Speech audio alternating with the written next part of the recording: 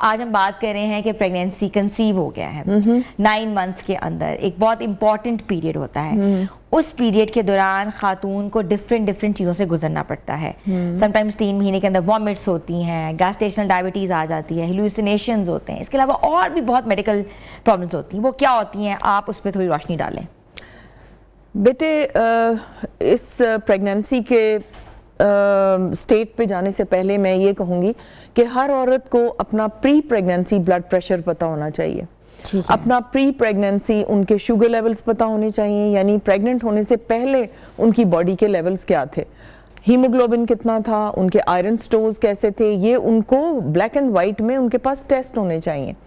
میں یہ اس لیے کہہ رہی ہوں کہ جب حاملہ عورتیں ہمارے پاس آتی ہیں اور شوٹ کیا ہوتا ہے بلڈ پریشر ان کا آفٹر 20 ویکس یا شروع میں, تو ہمیں ڈفرینشیٹ کرنا بڑا مشکل ہو جاتا ہے کہ کیا یہ پہلے سے ایسینشیل ہائپر ٹینشن تھی اور اب پریگنینسی میں یہ تھوڑی سی زیادہ ہوئی ہے, یا یہ پریگنینسی انڈیوسڈ ہائپر ٹینشن ہے. دونوں میں بہت فرق ہے. ایسینشیل ہائپر ٹینشن جو ہے وہ شروع ہی سے پیشنٹ کو ہوگی, اور جو پریگنینسی انڈیوسڈ ہے جو زیادہ خطرناک ہے وہ تقریباً 18-20 ہفتے سے اس کو ہائی بلڈ پریشر آنا شروع ہو جاتا ہے. جب پیشنٹ ہمارے پاس آتی ہیں زیادہ تر ہم ان سے پوچھتے ہیں کہ جی آپ کا پریگنینسی سے پہلے بلڈ پریشر کتنا تھا, تو ان کو کچھ پتہ نہیں ہوتا, کیونکہ ہمیں ڈفرینس دیکھنا ہے نا. اگر اس کا پری پریگنینسی ہی 140/90 یا 140/100 ہے اور اب ہمارے پاس آئی ہے اور اس کا 150/110 ہو گیا ہے, تو ہمارے لیے بڑا تشویشناک ہے. لیکن یہ ایک تھوڑا ڈفرینس ہوا ہے. اگر اس کا پری پریگنینسی 90/60 رہتا تھا اور اب اس کا 130/90 ہو گیا ہے, تو یہ زیادہ خطرناک ہے اس بلڈ پریشر سے جو صرف 10 ملی میٹر زیادہ گیا ہے. ٹھیک ہے, یو انڈرسٹینڈ نا کہ پری پریگنینسی لیول سے کتنا اونچا جا رہا ہے. اگر پری پریگنینسی اس کا 120/80 ہے تو پھر اس کو 140/100 جو ہے ہم کہیں گے کہ زیادہ ہے. لیکن اگر اس کا پری پریگنینسی 90/60 ہے پھر تو وہ 140/100 اس کے لیے بہت ہائی بلڈ پریشر ہے نا. تو اس لیے بچیوں کو اپنا پری پریگنینسی بلڈ پریشر, اپنا ہیموگلوبن, آئرن سٹورز, ان کے کیلشیم کے سٹورز کیسے ہیں, اور بلڈ گروپ کیا ہے, ان کو تھائرائیڈ ڈیزیز ہے کہ نہیں, ہائپر تھائرائیڈ ہے, ہائپو تھائرائیڈ ہے, اپنا پریگنینسی میں انٹر ہونے سے پہلے یہ ہارمونل سٹیٹس ضرور کرا لیں. روبیلا بھی چیک کرواتے ہیں. Rubella is very important. میں بات کرنا چاہ رہی تھی, روبیلا کیا ہوتا ہے, کیوں چیک کرایا جاتا ہے, اور یا یہ نیگیٹو ہونا چاہیے یا پازیٹیو ہونا چاہیے؟ دیکھیں, روبیلا ایک وائرس ہے, اور اگر کسی کو روبیلا کی انفیکشن ہو جائے تو اس کو ہلکا سا زکام اور ہلکا سا شاید ٹیمپریچر ہو یا نہ ہو, لیکن وہ چند دنوں کے بعد وہ غائب ہو جاتا ہے. لیکن یہ وائرس بہت خطرناک ہوتا ہے کیونکہ یہ پلیسنٹل بیریئر کو کراس کرتا ہے اور یہ جا کے بچے میں کنجینیٹل پرابلمز کرتا ہے. برین کی انفیکشن, اس کا لو آئی کیو ہو سکتا ہے, اس کے ہارٹ کی انفیکشن, مائیوکارڈائٹس, اینڈوکارڈائٹس کے ساتھ وہ بچہ پیدا ہوتا ہے. تو اس قسم کے, اور یہ وائرس جو ہے یہ 75 سے 85% بچوں کو افیکٹ کر سکتا ہے انٹرا یوٹرائن. تو اگر کسی بچی کو پہلے یہ روبیلا ہوا ہے تو اس کا IgG پازیٹیو ہوگا, جو کہ ایک بہت خوش آئند بات ہے, بہت اچھی بات ہے کہ اس کو کسی زمانے میں یہ وائرس نے اٹیک کیا اور اب اس کے اندر قوت مدافعت ہے. لیکن اگر اس کو IgM اینٹی باڈیز اس کی پازیٹیو آئی ہیں, اس کا مطلب ہے recent infection. Recent infection is very dangerous, اور وہ بچے کو انفیکٹ ہو سکتا ہے. یہ لیٹر آن IgM آ جاتا ہے اور وہ پھر وہ لائف لانگ آپ کی امیونٹی رہتی ہے.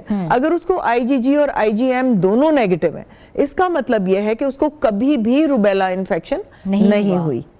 تو MMR جو ہم روبیلا, میزلز اور ممپس کا انجیکشن لگاتے ہیں, اس کے لیے ضروری ہے کہ آپ پہلے IgM اور IgG دونوں روبیلا کے اگینسٹ چیک کروا لیں. اگر آپ کا IgG پازیٹیو ہے تو آپ کو روبیلا کا ٹیکہ لگانے کی ضرورت نہیں. ڈاکٹر صاحب میرا یہ بھی بتائیے گا کہ کافی جو ڈاکٹرز ہیں وہ ریکمینڈ کرتے ہیں کہ آپ پریگنینسی سیونگ انجیکشنز لگوائیں, اور لگواتے بھی ہیں.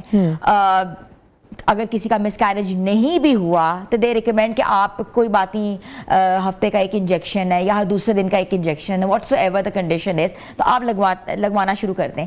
تو کیا یہ انجیکشن سیف ہیں؟ بیٹے सेफ तो बहुत हैं, महंगे बहुत हैं, लेकिन इसमें ये होता है कि आपको समझना पड़ेगा लोगों को कि क्यों लगते हैं ये इंजेक्शन। जिस जगह से अंडेदानी में से अंडा निकलता है वो होता है, वो जैसे ही प्रेगनेंसी होती है वो जगह बन जाती है कॉर्पस लूटियम ऑफ प्रेगनेंसी। ये कॉर्पस लूटियम ऑफ प्रेगनेंसी जो है ये प्रोजेस्टेरॉन का हार्मोन पैदा करता है जो बच्चे के लिए 12 वीक्स तक, 3 महीने तक उसको प्रोटेक्शन देता है। अगर डॉक्टर ने अल्ट्रासाउंड किया और उसने देखा कि कॉर्पस लूटियम ऑफ प्रेगनेंसी बहुत अनहेल्दी है या उतना मार्केडली नजर नहीं आ रहा, तो इसका मतलब ये है, ये एक इनडायरेक्ट एविडेंस है कि प्रोजेस्टेरॉन का कवर बच्चे को नहीं मिल रहा। उस सूरत में ये बाहर से इंजेक्शन की सूरत में प्रोजेस्टेरॉन दिया जाता है। फिर प्रोजेस्टेरॉन क्या करता है कि यूट्रस को डायलेट करता है, रिलैक्स करता है। तो ये एक तो बच्चे की नशोनुमा के लिए ज़रूरी है, दूसरा यूट्रस को रिलैक्स रखने के लिए ज़रूरी है। तो 12 वीक्स तक तो वो कॉर्पस लूटियम ऑफ प्रेगनेंसी अंडेदानी का उसको नरिश करता है। बाद में जो आंवल है वो डेवलप हो चुकी होती है। 12 वीक्स के बाद प्लेसेंटा वो प्रोजेस्टेरॉन पैदा करना शुरू कर देता है घड़ों के हिसाब से। फिर 12 वीक्स के बाद उसकी ज़रूरत नहीं रहती।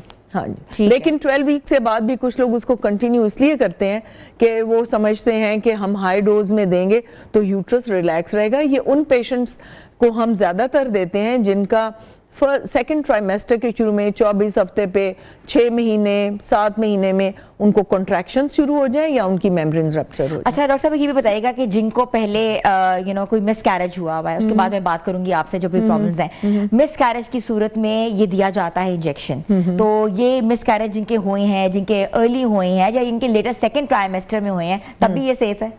बिल्कुल सेफ है, ये तो सेफ है, ये तो बॉडी खुद ही बनाती है ना, ये वाले हार्मोन्स तो बॉडी खुद बना रही है। वो थोड़ी सी डेफिशिएंट है तो हम उसको फिर टॉप अप करते हैं कि ये बच्चे को प्रोटेक्शन रहे। ठीक है। अच्छा गैस्टेशनल डायबिटीज किस दौरान जो है, किस ट्राइमेस्टर में ये रूल आउट होता है कि इसको गैस्टेशनल डायबिटीज है, और गैस्टेशनल डायबिटीज का ये मतलब होता है कि इसको आगे आने वाली जिंदगी में किसी लेटर एज में डायबिटीज होगी? बेटे 50% ऑफ पेशेंट जिनको जेस्टेशनल डायबिटीज है यानी हमल के दौरान वाली शुगर है, वो 50% आधे पेशेंट्स को रेजिडुअल डिजीज रह जाती है और वो डायबिटिक हो जाती हैं। तो इसलिए ये बहुत ज़रूरी है कि पेशेंट को पहले भी पता हो, बाद में भी फिर चेक करे डिलीवरी के बाद कि मुझे रेजिडुअल डिजीज तो नहीं है। अब यहाँ एक बात इम्पॉर्टेंट है समझने वाली, वो ये है कि जो बच्चा है पेट में, अगर माँ डायबिटिक है या उसकी जेनेटिक्स में उसके माँ बाप बहन भाइयों को अगर शुगर है तो वो बहुत प्रोन है कि उसका पैंक्रियाज इंसुलिन ज़्यादा नहीं बनाएगा। अब इंसुलिन जो है वो बैरियर को क्रॉस नहीं करती, जो आंवल का बैरियर है ना एक माँ और बच्चे के दरमियान, इंसुलिन क्रॉस नहीं करती, शुगर क्रॉस करती है, ग्लूकोज क्रॉस करती है। Glucose passes the placental barrier, insulin बच्चे तक नहीं जाती। अब जब अगर माँ को ऐसे स्पाइक्स शुगर के आ रहे हैं तो वो शुगर जब क्रॉस करेगी तो आप यकीन करें कि 12 वीक्स यानी 3 महीने का बच्चा है, उसका अपना पैंक्रियाज इतना बड़ा हो जाएगा कि वो जरा सा स्पाइक आया ग्लूकोज का उस तक गया और वो अपनी इंसुलिन इतनी बना लेता है कि डिमाइज हो जाती है, डेथ हो जाती है बच्चे की। तो बच्चा हाइपर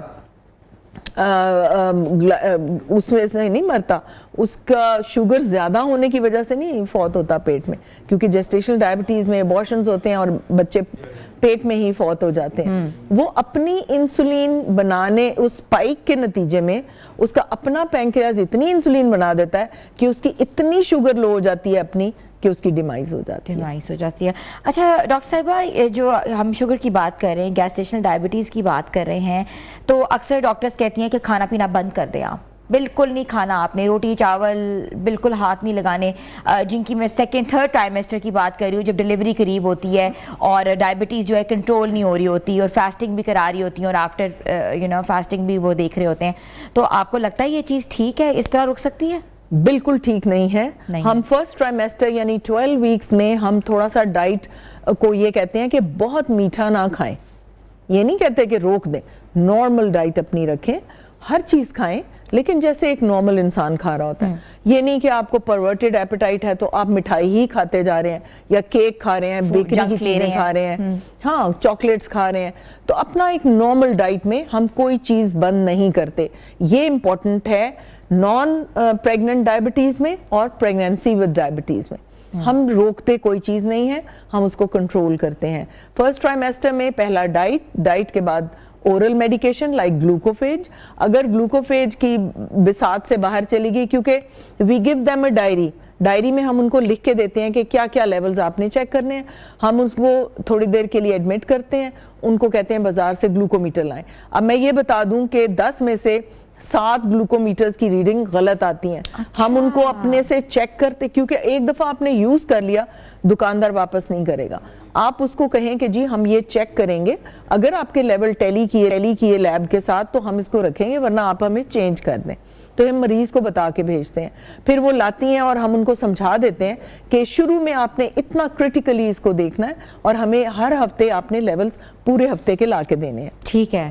وہ پھر خود اس کو ہم ایجوکیٹ کر دیتے ہیں. 9 مہینے وہ پھر خود اپنے آپ کو لک آفٹر کرتی ہے. ان میں ہم دیکھتے ہیں کہ اورل ہائپوگلائسیمکس ان پہ اثر کر رہی ہیں کہ نہیں. اگر ان کی رینج سے باہر نکلتا ہے پھر ہم انسولین انٹروڈیوس کراتے ہیں, اور ہم ان کو باقاعدہ سکھاتے ہیں کہ 2 طرح کی انسولین ہے, ایک دیر سے اثر کرتی ہے اور دیر تک رہتی ہے, ایک جلدی اثر کرتی ہے جلدی ختم ہوتا ہے. وہ پیشنٹس یقین کرو کہ اسکول بھی نہیں گئی ہوتی لیکن ان کو اتنی اچھی سمجھ آ جاتی ہے کہ وہ اپنی شوگر خود کنٹرول کرنے لگ پڑتی ہیں. ٹھیک ہے, گیسٹیشنل ڈائبٹیز. اچھا ڈاکٹر صاحبہ, اکثر دیکھا ہے کہ جو خواتین ہیں جو تھوڑی ڈپریشن کا شکار رہتی ہیں, ہسٹیریا کی پیشنٹس ہیں, ان کو فٹس پڑتے ہیں, اور آپ کو پتہ بہت سی متس ہیں ہمارے ہاں کہ پتہ نہیں اس کو کیا ہو گیا ہے, یہ تو پاگل ہو گئی ہے جب سے ماں بننے والی ہے, یا بہت ہی اپنے آپ کو کیا, بہت سی باتیں کسی جاتی ہیں. آپ ان کی مینٹل ہیلتھ کے حوالے سے کیا کہتی ہیں, وہ کس چیز سے گزری ہوتی ہے؟ بیٹے اتنے ہارمونز اندر بڑھ رہے ہوتے ہیں, کم ہو رہے ہوتے ہیں, بہت ہارمونل ٹرموائل مچا ہوتا ہے پریگننسی کا, اتنے زیادہ ہارمونز ہوتے ہیں, وہ ڈپریشن بھی کرتے ہیں, سب کچھ کرتے ہیں. لیکن جو فٹس پڑتے ہیں وہ ہائپرٹینسو ڈس آرڈرز میں پڑتے ہیں. یعنی اگر بلڈ پریشر بڑھ گیا تو اس میں کیا ہوگا, ایک سنڈروم ہوتا ہے. سنڈروم میں کیا ہوتا ہے کہ یہ ایک آٹو میون کمپلیکس سمجھیں بن گیا, اس کے اندر وہ ڈپازٹ ہو جاتا ہے بلڈ ویسلز کے اندر.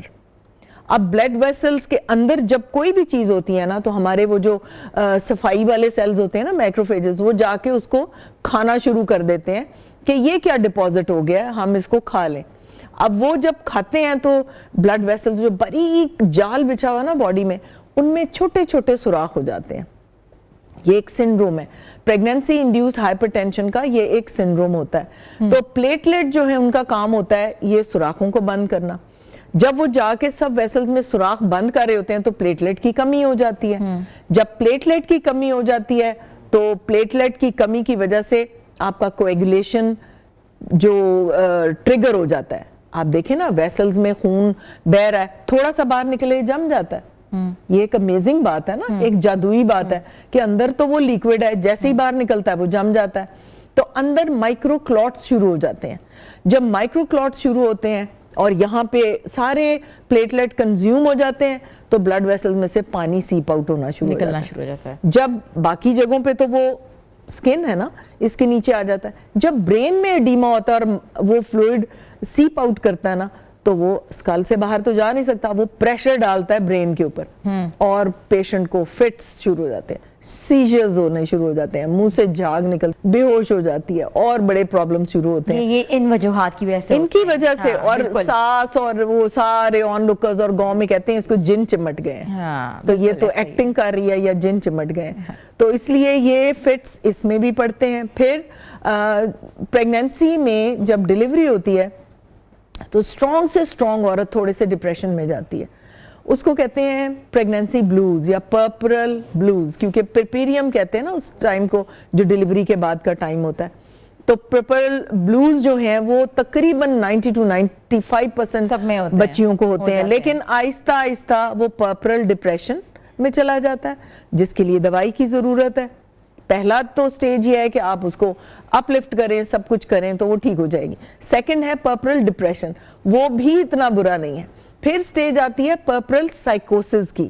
سائیکوسس کا مطلب یہ ہے کہ وہ اپنے بچے کو پہچانتی نہیں ہے کہ یہ میرا بچہ ہے, اس کو اٹھاتی نہیں ہے, اس کو دودھ پلانے سے انکاری ہوتی ہے اور خلا میں ایسے گھور رہی ہوتی ہے, اس کو سمجھ آنا بند ہو جاتا ہے. اس کو کہتے ہیں پرپل سائیکوسس. اور اکثر پیشنٹس ہمارے پاس اس طرح ایڈمٹ ہوتی ہیں اور آن لوکرز یا جو ارد گرد کے لوگ اور رشتہ دار وہ کہتے ہیں جی ایکٹنگ کر رہی ہے, ایسے ہی ہے یہ تو ایسے ہی, بٹ یہ ایکچولی ہوتا ہے ان کو ہوتا ہے. اور وہ پرپرل سائیکوسس پرماننٹ سائیکوسس میں بدل سکتا ہے.